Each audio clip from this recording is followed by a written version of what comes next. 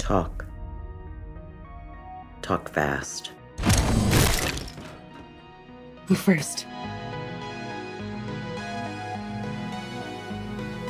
I want to ask a bigger picture question, whether it is Star Wars and having Carrie Fisher return to play Leia, or Jamie Lee Curtis returning for Halloween, and now this. I think that fans are thrilled and over the moon to have these women back and see what they're doing. What do you think it is about this time and this appetite for hearing more about these women's stories? You know, I really can't speak to that. I'm stunned, and I remember reading Jamie saying that she's never had so much attention about a role in her life as her return to Halloween.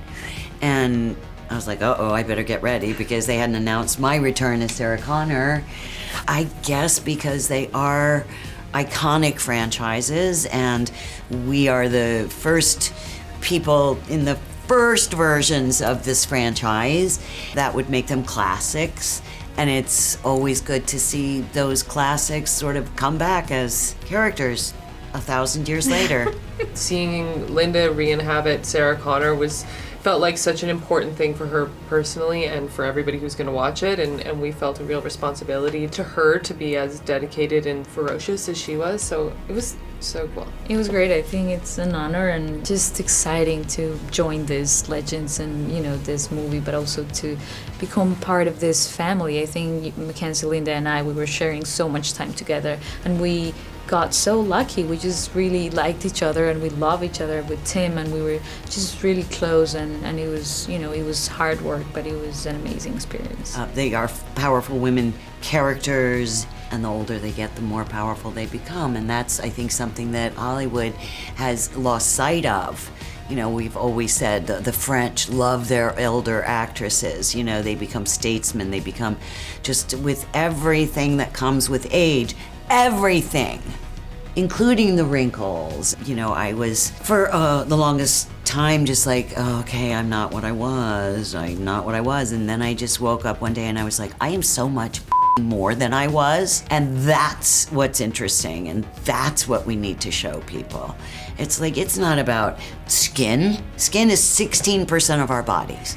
I looked it up because it's just like the color of your skin, the tightness of your skin. You know, if we never had that in our thoughts, if we were not allowed to talk about that, what would we find inside of people?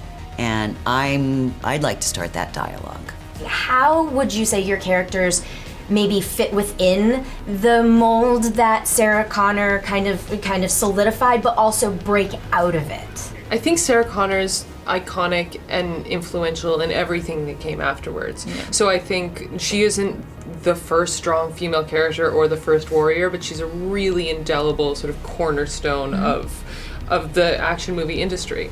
And I think to play, yes, a female, you know, action person, you are taking traits of her iconic character with you, but I think that's what's so lovely about, again, Tim's casting. He didn't cast somebody else to play my part. I'm really sensitive, and I'm not gruff, and I'm not a lot of the things that I thought he wanted this character to be, but he specifically, I think, cast somebody who wasn't maybe the obvious choice, or for me it felt quite like an awkward fit at first.